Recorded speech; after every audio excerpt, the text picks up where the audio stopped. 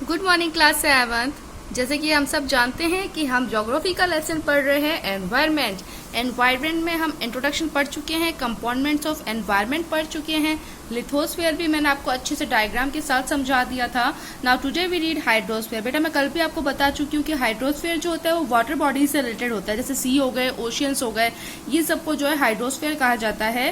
The water which forms about 3/4 parts of our earth consist the hydrosphere. हमारी earth का जो 3/4 part जो है वो कंजिस्ट करता है, उसको कहते हैं हाइड्रोस्फीयर। हाइड्रोस्फीयर के अंदर आता है ओशियंस, सीज, रिवर्स, लेक्स, ये सब जो है हाइड्रोस्फीयर के अंदर आता है। हमारी अर्थ की सरफेस जो है वो 71% जो इसमें वाटर कवर्ड है, इसीलिए अर्थ को जो है कुछ टाइम में ये भी बोला जाता है कि वाटरी प्लेनेट है। वाटरी प्लेनेट क्यों है? क्योंकि 100% में से अगर आप ये सोचो 71% जो है वो वाटर से कवर्ड है हमारी अर्थ का सरफेस, तो इसलिए इसको वाटरी प्लेनेट बोला जाता है। More over the earth is the only planet which has water. इसीलिए हमारी अर्थ जो कि ओनली एक ऐसा प्लेनेट है जिस पर क्या है, वाटर है। वाटर यानी कि पानी जो होता है वो हमारी लाइफ के लिए बहुत ज़्यादा ज़रूरी है। We need water for domestic use. हमें वाटर की ज़रूरत होती है, किस लिए? डोमेस्टिक यूज़ के लिए। फार्मर्स को ज़रूरत होती है वाटर की, क्रॉप्स के लिए। इंडस्ट्रीज़ को नीड होती है वाटर की मैन्युफैक्चरिंग के लिए। तो ये जो है एक अच्छी हैबिट बोली जाती है कि समुद्री, मैरिन का मतलब होता है समुद्री, ठीक है। तो it provides a habitat to the marine life and food in the form of fish, shrimps, crabs etcetera. तो ये हमें जो है क्या करता है, समुद्री जीवन के लिए भी ये बहुत ज़्यादा ज़रूरी है वाटर, क्योंकि जो फिश वगैरह जो होते हैं, फिश, श्रिम्प्स का मतलब होता है 10 पैर का जो है समुद्री केकड़ा होता है, उसको बोलते हैं श्रिम्प्स। क्रैब्स का मतलब होता है केकड़ा। तो ये इन सब के जो है फूड के लिए भी क्या है, वाटर ज़रूरी है, ठीक है। तो एक तरफ से देखा जाए तो वाटर सबके लिए नीड है, चाहे वो इंसान हो या फिर जानवर हो या कीड़े मकोड़े हो। Even in the sea bed deposits of mineral and gases are found. यहाँ तक कि समुद्र तल के अंदर, जैसे मैंने आपको डायग्राम के अंदर अच्छे से समझाया था, तो समुद्र तल के अंदर जो है मिनरल ऑयल भी मिलता है और गैस भी पाई जाती है। ओशियंस जो होते हैं वो एक मेजर लिंक है किसके बीच में, लैंड मास के बीच में। तो उससे क्या होता है, उससे ट्रेड और कल्चर जो है वो प्रमोट होता है। Okay, now is atmosphere. Atmosphere मैंने आपको बताया था, एटमॉस्फेयर के अंदर जो गैसेस वगैरह जो होती है वो हमारा जो होता है वो एटमॉस्फेयर कहलाता है। The blanket of air surrounding the earth is known as the atmosphere. जो हमारी अर्थ के सराउंडिंग जो ब्लैंकेट होता है उसको एटमॉस्फेयर कहा जाता है। इसमें बहुत सारी गैसेज होती है, डस्ट होता है और वाटर वेपर होता है। वाटर वेपर मैं आपको बता चुकी हूँ। The atmosphere extends to about 1600 kilometre from the surface of the earth. Atmosphere जो है वो 1600 किलोमीटर हमारी अर्थ का जो सरफेस है वहां तक फैला हुआ है। क्यों फैला? वहां पर जो है एक ग्रेविटी यानी कि गुरुत्वाकर्षण बल जो है उसकी वजह से हमारी अर्थ जो है वो होल्ड्स हो गई है एटमॉस्फेयर के चारों तरफ, ठीक है। गुरुत्वाकर्षण बल, ग्रेविटी जिसको हम लोग बोलते हैं, ये भी हम पहले पढ़ चुके हैं। ग्रेविटी के बारे में आपको 6th क्लास में समझा चुकी थी, ग्रेविटी किस तरह से जो अर्थ को होल्ड करती है एटमॉस्फेयर के arounded. Oxygen, life giving gas present in the atmosphere is 21% by volume. Oxygen जो होती है वो हमारी लाइफ के लिए बहुत ज़्यादा ज़रूरी होती है और उसका 21% बाय वॉल्यूम जो वो एटमॉस्फेयर के अंदर है। ये ज़रूरी है कि सारे के सारे जो भी लिविंग बींग्स है वो ब्रीथ लेते रहे। सांस लेना सबके लिए ज़रूरी है, सांस लेंगे तो मर जाएंगे ना, तो इसलिए सांस लेनी भी ज़रूरी है। तो सांस लेने के लिए ऑक्सीजन भी ज़रूरी होती है। दूसरी गैसेज जो होती है एटमॉस्फेयर में, जैसे कार्बन डाइऑक्साइड है, वो देखो आप 0.03% ही है। और ये किसके लिए होती है नीड? इसके लिए प्लांट्स के लिए। क्यों? ताकि प्लांट्स जो है वो अपना प्रिपेयर फूड कर सके। और नाइट्रोजन 78% होती है, वो इसलिए होती है ताकि प्लांट्स जो है इनडायरेक्टली जो अपनी ग्रोथ कर सके, ठीक है। कार्बन डाइऑक्साइड किस लिए ज़रूरी है? ताकि वो फूड बना सके। और नाइट्रोजन किस लिए ज़रूरी है? ताकि वो अपनी ग्रोथ कर सके।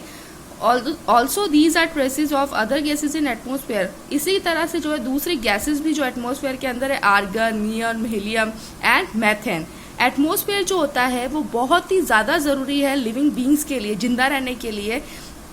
Change in atmosphere produce change in the weather and climate.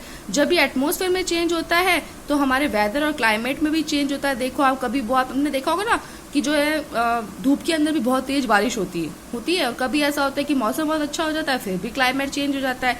वो किस लिए चेंज होता है? क्योंकि एटमॉस्फेयर में चेंजेस होते हैं। It protect us from the harmful ultraviolet rays, ये हमें जो है जो भी अल्ट्रावायलेट जो राइज होती है उसे हमें प्रोटेक्ट करता है। It also prevents earth from becoming extremely hot and cold. ये जो इसी के साथ में जो अर्थ जो है उसकी ठंडा और गर्म होने के लिए भी जो है ये प्रिवेंट रहती है। Okay, now is biosphere. Biosphere is a narrow contact zone consisting of the lower part of the atmosphere.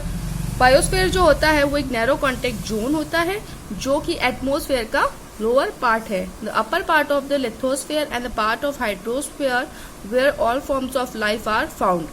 जो अपर पार्ट है लिथोस्फीयर का और जो हाइड्रोस्फीयर का पार्ट है जहां पर हमारी लाइफ जो होती है वो हमें पाई जाती है। फाउंड का मतलब यहाँ वैसे तो पाना होता है, लेकिन यहाँ पर क्या है कि वहां पर हमारी जो लाइफ होती है वो वहां पर हमारी लाइफ होती है। It makes the earth a unique planet.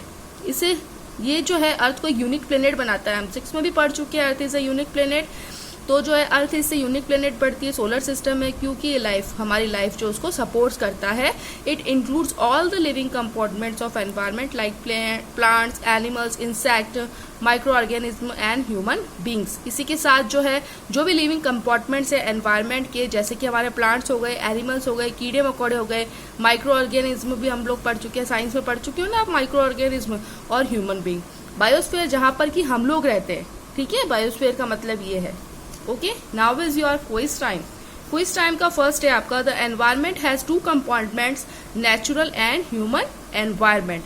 Second is natural environment comprise air, water, land and food. Third is lithosphere is the solid outer covering of the earth surface consisting of rocks and soils. Fourth is the ozone layer contains high concentration of ozone gas. Fifth is biosphere makes the earth a unique planet in the solar system. Okay, आप सब इसको ध्यान से देख लीजिए और ये आपको जो है क्विज टाइम बुक में ही करना है। Okay, now is human environment. Man is a part of the environment. मनुष्य जो है वो एक पर्यावरण का जो एक पार्ट है। ही एडेप्ट्स himself or modifies the environment where he lives to a great extent to suit his needs. वो जो है अपने आप को जो है उसी पर्यावरण के अंतर्गत जो अपने आप को ढाल लेता है जहां पर वो रहता है, जहां पर उसकी जरूरतें होती है। With the help of technology he learn to grow crops.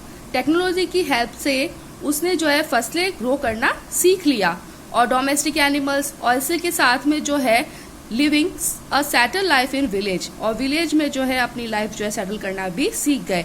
उसके बाद में ट्रेड और कॉमर्स आया, व्यापार आया, इंडस्ट्रियल आए, और उसकी वजह से जो ट्रांसपोर्ट और कम्युनिकेशन जो है वो डेवलप हुआ। ट्रांसपोर्ट का मतलब जो गाड़ियां वगैरह जाती है वो, और कम्युनिकेशन जो उससे डेवलपमेंट हुआ, जैसे मोबाइल वगैरह है। ग्रेजुअली धीरे धीरे जो है ह्यूमन बीइंग जो है वो अपनी स्किल के साथ में जो है बहुत अच्छी चीजें करने लग गया, नेचुरल एनवायरनमेंट करने लग गया, अपनी जो है आवश्यकताओं की पूर्ति करने लग गया, और जो उसकी और इच्छाएं भी जाग गई। So as to satisfy their needs, wants and aspiration. Aspiration का मतलब इच्छाएं। इसीलिए ह्यूमन एनवायरनमेंट जो होता है उसमें इंक्लूड्स होता है ये सारी चीजें जो कि मनुष्य द्वारा निर्मित की जाती है। ठीक है, ह्यूमन एनवायरनमेंट मतलब जो मनुष्य की हेल्प से जो निर्मित की जाती है, टेक्नोलॉजी उसको बोलते हैं। जैसे ये देखो आप, ये सारी बिल्डिंग्स वगैरह जो है ये सब ह्यूमन मेड है, such as factories, families, industries, monuments, bridge, roads etcetera. Even today, man is creating things from the natural environment with the help of more advanced technology. अभी भी हम लोग देखते हैं कि प्रेजेंटली आप देख लो कि मनुष्य जो है नेचुरल एनवायरनमेंट के अंदर जो अपनी टेक्नोलॉजी, बहुत सारी टेक्नोलॉजी जो है उससे क्रिएट करके वो जो है आगे बढ़ता जा रहा है ना। ओके, अब हम लोग जो है कल पढ़ेंगे। Now thank you.